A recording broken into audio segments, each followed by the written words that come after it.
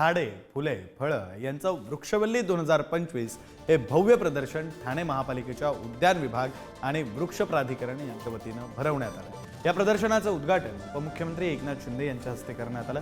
आजपासून ते रविवार 16 तारखेपर्यंत ठाण्यातील रेमंड कंपनीच्या मैदानात हे प्रदर्शन ठाणेकरांना पाहता येणार आहे। या प्रदर्शनाचं यंदाचं 14वं वर्ष असून मुख्य प्रजातींची फुलझाडं, फळांची रोपटी, रंगीबेरंगी फुलं व पानं असलेली झाडं, औषधी वनस्पती इतकं सगळं मिळून सुमारे 5000 रोपांचा या प्रदर्शनात समावेश आहे। याचाच आढावा घेतलाय आमचे प्रतिनिधी निकेश शार्दूल यांनी। ठाणे महानगरपालिकेच्या वृक्षवल्ली 2025च्या प्रदर्शनाला आजपासून सुरुवात झालेली आहे। राज्याचे उपमुख्यमंत्री एकनाथ शिंदे यांच्या हस्ते या प्रदर्शनाचं उद्घाटन करण्यात आलं।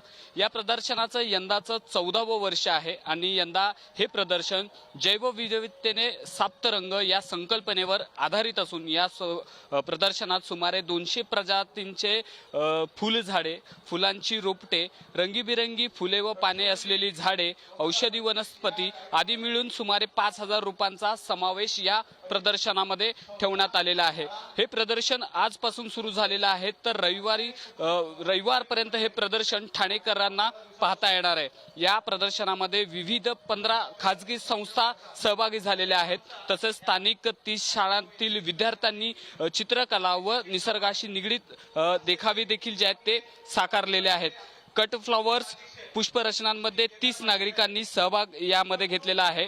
त्याचप्रमाणे मध्य रेल्वे, HPCL या सरकारी संस्थांनी देखील या प्रदर्शनामध्ये सहभागी घेतलेला आहे।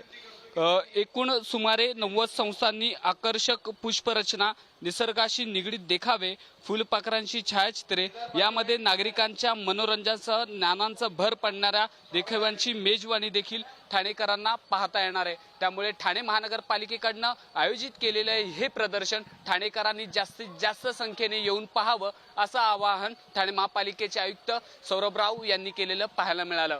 कॅमेरामन संदीप भारतीसह निकेश शार्दूल, पुढारी न्यूज, ठाणे।